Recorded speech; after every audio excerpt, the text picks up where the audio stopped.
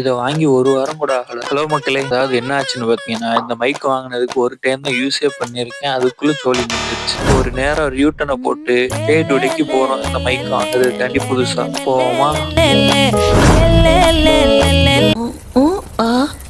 என்ன தெரிகிறது?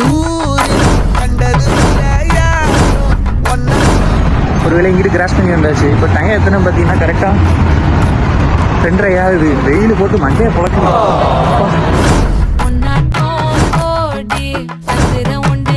Will change this? Wait, we don't have this. We don't have bar.